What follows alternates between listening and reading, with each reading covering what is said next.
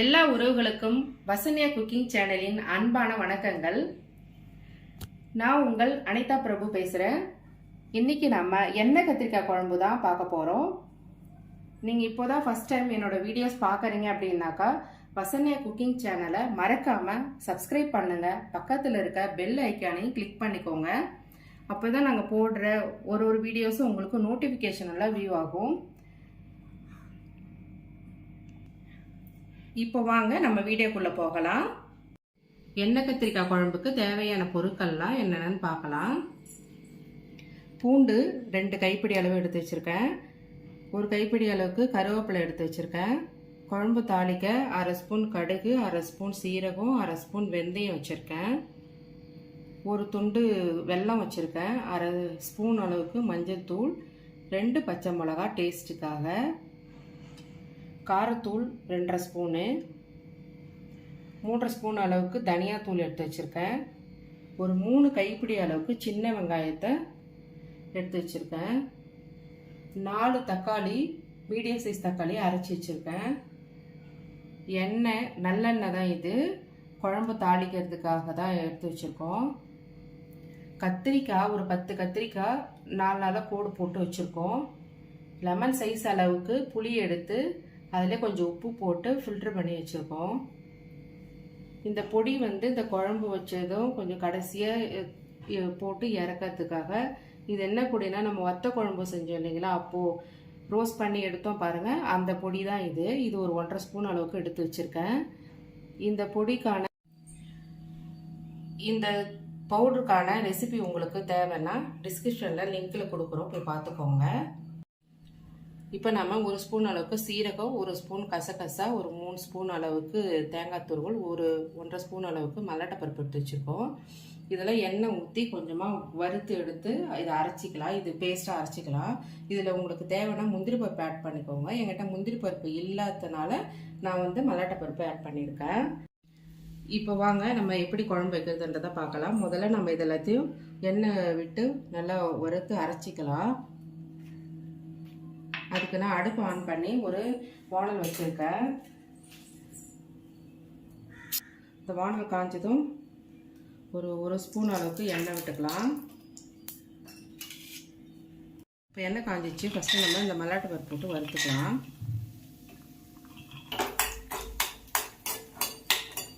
மல்லாட்டை பயிறு கொஞ்சம் லேசாக வறுபட்டதும் நம்ம தேங்காய் துருவல் போட்டுக்கலாம்.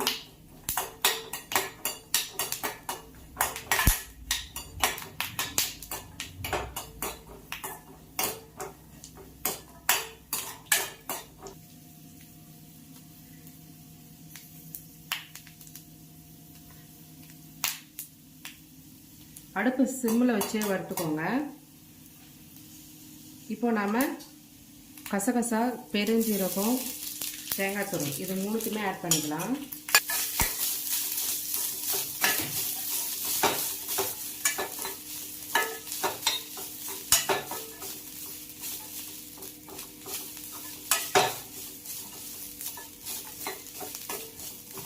இது நல்லா வறுபடட்டும். கொஞ்சம் கலர் மாறி வரணும். இந்த அளவுக்கு நல்லா வறுத்து எடுத்துக்கோங்க. இது கொஞ்சம் ஆறட்டும். நம்ம வேறு பிளேட்டில் மாற்றிக்கலாம். இது ஒரு பிளேட்டுக்கு மாற்றியாச்சு. இப்போ இது கொஞ்சம் ஆறிட்டே இருக்கட்டும். நம்ம அதுக்குள்ளே குழம்பு தாளிச்சிக்கலாம். இப்போ அடுப்பு ஆன் பண்ணி ஒரு மண் சட்டி வச்சுருக்கேன்.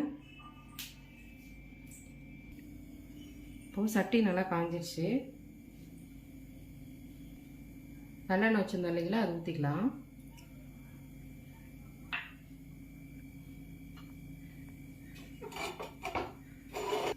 இப்போ எண்ணெய் சூடாச்சு. நம்ம கத்திரிக்காய் ஃபஸ்ட்டு பொரிச்சு எடுத்துக்கலாம்.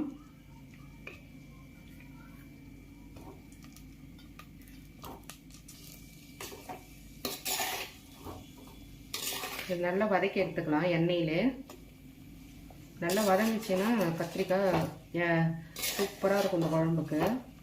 இப்போ நல்லா வதங்கிடுச்சு. இதை நம்ம ஒரு பாத்திரத்துக்கு மாற்றிக்கலாம்.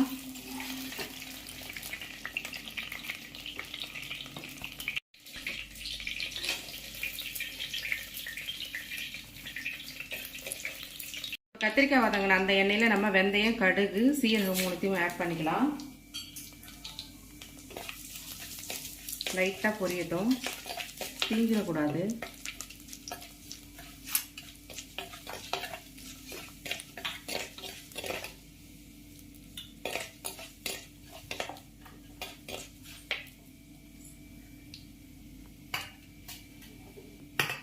இப்போ நல்லா பொரிஞ்சிருச்சு. கருவேப்பிலை ஆட் பண்ணிக்கலாம்.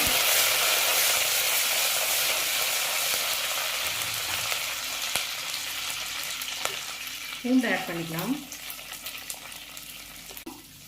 பூண்டு கொஞ்சம் நல்லா சாஃப்டாக வதங்கட்டும். நம்ம சின்ன வெங்காயம் ஆட் பண்ணிக்கலாம். பூண்டு கொஞ்சம் நல்லா வதங்கிடுச்சு. இப்போ நம்ம வெங்காயம் ஆட் பண்ணிக்கலாம்.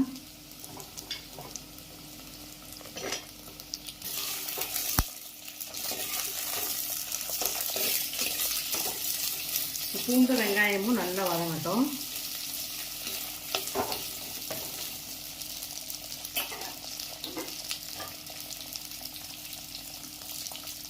பூண்டு வெங்காயம் வதங்கிறதுக்காக ஒரு 1/4 ஸ்பூன் அளவுக்கு தான் நம்ம கல்லுப்பு போடுறோம்.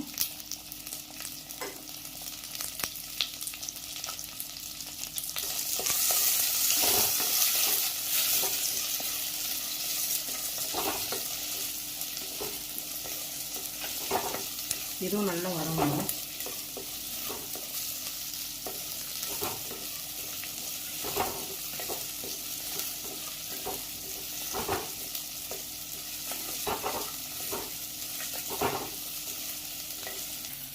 இப்போ இந்த அளவுக்கு நல்லா வெங்காயமும் பூண்டும் நல்லா சாஃப்டாக வெந்ததுக்கப்புறம் நம்ம தக்காளி அரைச்சி வச்சுருக்கோம் இல்லைங்களா, 4 மீடியம் சைஸ் தக்காளி, அதை ஊற்றிக்கலாம்.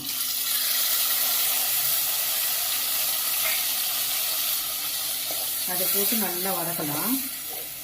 இதுவும் நல்லா வதங்கி வரட்டும். பச்சை வாசம் போகிற அளவுக்கு நல்லா வதங்கணும்.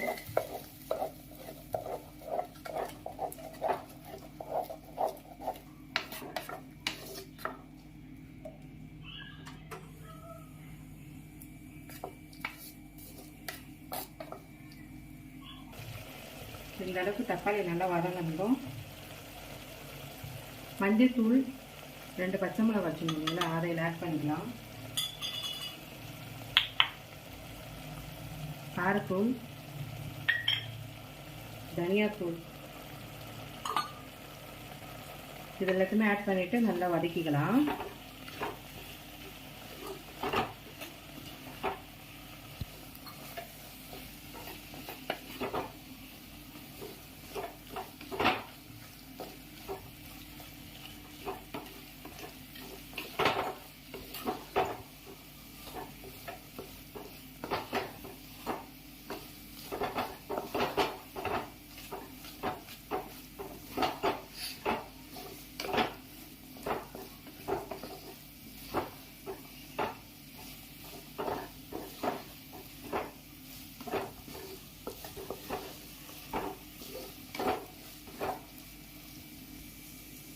இப்போ நம்ம அரைச்சி வச்சிருந்த இந்த பேஸ்ட்டில் ஆட் பண்ணிக்கலாம்.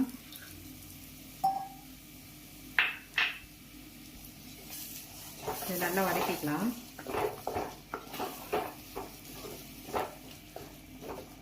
ஆல்ரெடி நம்ம தேங்காய் எல்லாத்தையும் வதக்கி அதான் அரைச்சிருப்போம். அதனால் கொஞ்சம் ஒரு 2 நிமிஷம் அளவுக்கு வதக்கினா போதும். இதை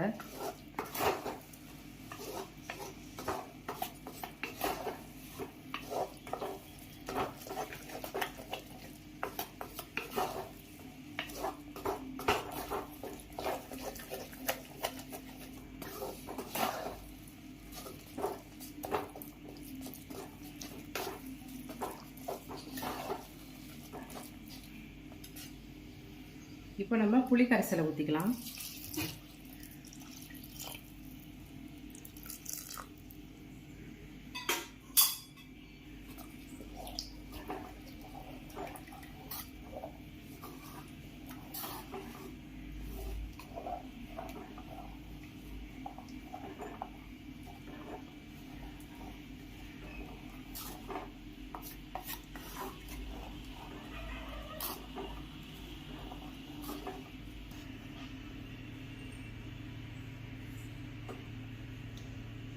ஒரு கிண்ண அளவுக்கு, இந்த கிண்ணத்தில் ஒரு கிண்ண அளவுக்கு தண்ணி ஊற்றிக்கலாம். உங்களுக்கு குழம்பு எந்த அளவுக்கு தேவைப்படுதோ அந்த அளவுக்கு நீங்கள் ஊற்றிக்கோங்க. இப்போ இந்த ஸ்டேஜில் நீங்கள் உப்பு காரம் எல்லாம் பார்த்துக்கலாம். பார்த்துட்டு உப்பு தேவைன்னா ஆட் பண்ணிக்கோங்க. இப்போ இந்த குழம்பு நல்லா கொதிக்கட்டும். ஒரு மூடி போட்டு வச்சுக்கலாம்.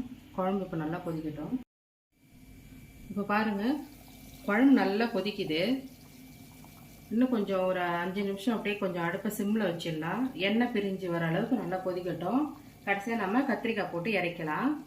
இப்போ இன்னும் ஒரு 5 நிமிஷம் கொதிக்கட்டும். நான் அடுப்பை சிம்மில் வச்சுருக்கேன்.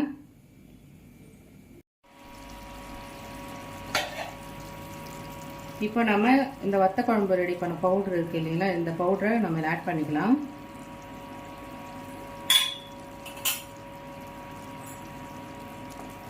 இதையும் நல்லா போட்டு கலந்து விட்டுக்கலாம்.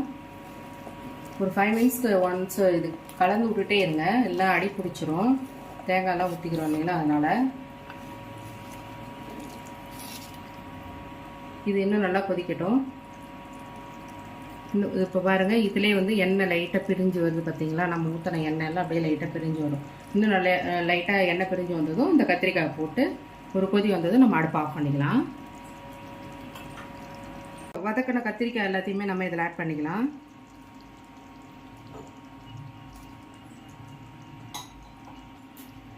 இப்போ இந்த ஸ்டேஜில் நம்ம எடுத்து வச்சுக்கிற ஒரு துண்டு வெல்லத்தையும் கொஞ்சம் கருவேப்பிலையும் இதில் போட்டுக்கலாம். லைட்டாக ஒரு கிளறி விட்டுக்கலாம். ரொம்ப கிளறானா கத்திரிக்காய் உடஞ்சிரும். லேசாக கிளறுங்க போதும்.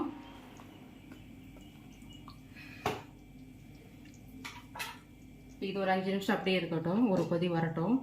வந்ததை அடுப்பு ஆஃப் பண்ணிக்கலாம். இப்போ பாருங்கள் உறவுகளே, நம்ம செய்த எண்ணெய் கத்திரிக்காய் ரெசிபி ரெடி ஆயிடுச்சு. இந்த ரெசிபி உங்களுக்கு பிடிச்சிருக்கு அப்படின்னா மறக்காமல் வசன்யா குக்கிங் சேனலை சப்ஸ்கிரைப் பண்ணுங்கள். பக்கத்தில் இருக்க பெல் ஐக்கானை கிளிக் பண்ணிக்கோங்க. அப்போ தான் நாங்கள் போடுற வீடியோஸ் உங்களுக்கு நோட்டிஃபிகேஷனாக வியூ ஆகும். எல்லா உறவுகளும் வசன்யா குக்கிங் சேனலுக்கு சப்போர்ட் பண்ணுங்கள்.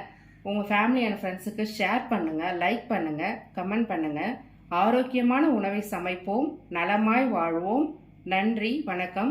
மீண்டும் ஒரு வீடியோவில் நாங்கள் உங்களை சந்திக்கிறோம்.